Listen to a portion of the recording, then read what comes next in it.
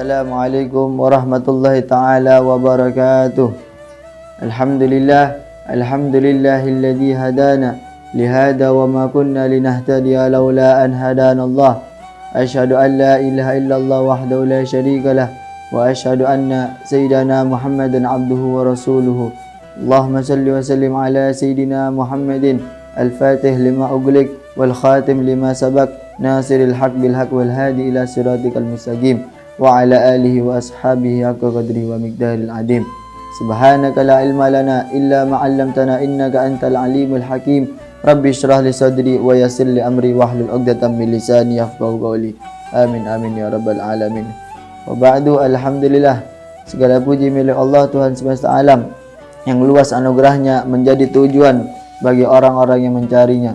Salawat serta salam mudah-mudahan tercurahkan kepada junjungan kita, kepada panutan kita, pedoman kita, idola kita, yaitu baginda Nabi besar Muhammad sallallahu alaihi wasallam.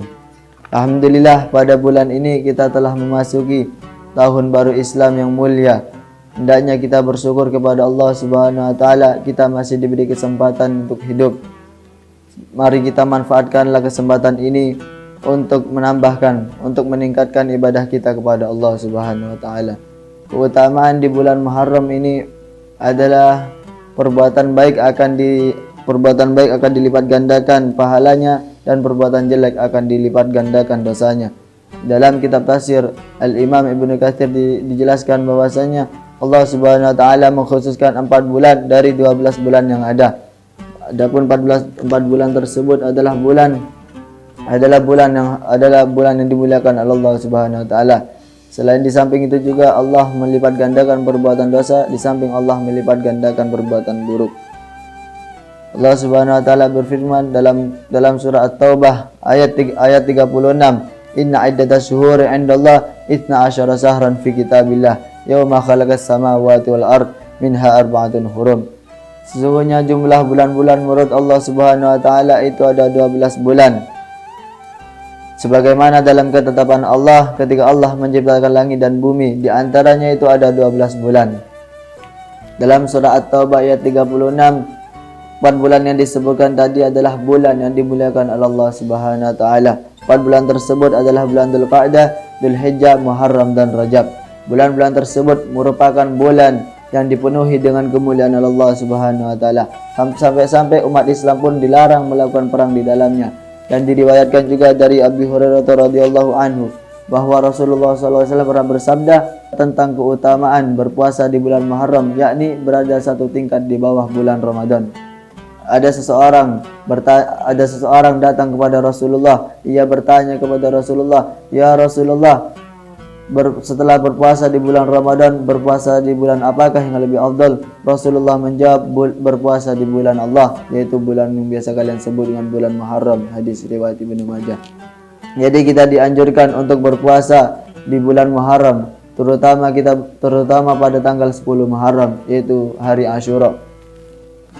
Ya, kenapa kita disunahkan untuk berpuasa di hari Asyura? Karena Nabi Muhammad dulu pernah bertanya kepada orang Yahudi, "Kenapa kalian berpuasa di hari Asyura, yakni 10 Muharram?" Orang-orang Yahudi menjawab, "Iya, karena kami bersyukur kepada Allah atas selamatnya Nabi Musa dari kejaran Fir'aun." Apa kata Nabi Muhammad? "Nahnu ahaqqu bi Musa minkum." Kami lebih berhak atas Musa dari kalian. Maka Nabi pun memerintahkan kepada para sahabat untuk berpuasa di hari Asyura.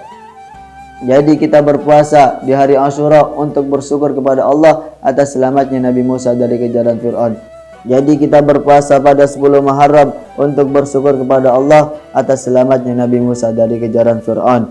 Saudara-saudara, bersyukur kepada Allah atas selamatnya Nabi Musa dari kejaran Fir'aun menjadi ibadah sunnah. Maka bagaimana kalau kita bersyukur kepada Allah atas selamatnya alam semesta ini berkat baginda Nabi Muhammad SAW. Jadi agar kita umat Islam tidak menyerupai orang-orang Yahudi, tidak menyerupai orang-orang Nasrani, Nabi Muhammad berkata, "Andaikan aku hidup sampai tahun depan, maka aku akan berpuasa di hari ke-9, yaitu hari Tasu'a."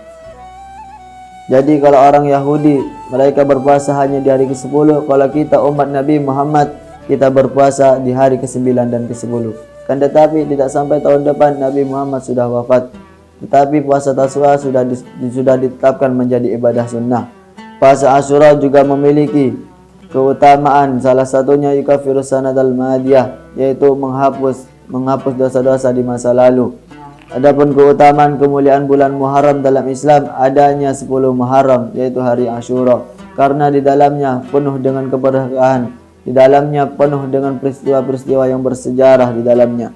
Pada tahun baru ini, di tahun 1444 ini, di bulan Muharram ini, mari kita berusaha untuk selalu berbuat baik. Karena kenapa? Karena hidup ini bukan tentang siapa yang terbaik, akan tetapi siapa yang bisa berbuat baik.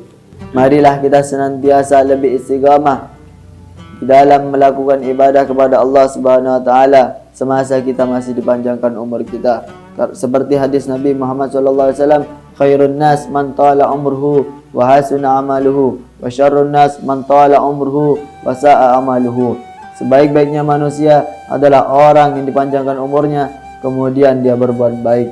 Wa syarrun nas, dan sejelek-jeleknya manusia adalah orang yang dipanjangkan umurnya akan tetapi dia tetap berbuat jelek. Hadis riwayat Ahmad. Dari hadis tersebut hendaknya kita introspeksi diri, apalagi di tahun baru ini, di bulan Muharram ini, hendaknya kita beribadah, menambahkan ibadah kepada Allah Subhanahu wa taala, meminta ampunan kepada Allah Subhanahu wa taala agar Allah mengampuni dosa-dosa kita di masa lalu. Hada minni, wassalamualaikum warahmatullahi wabarakatuh.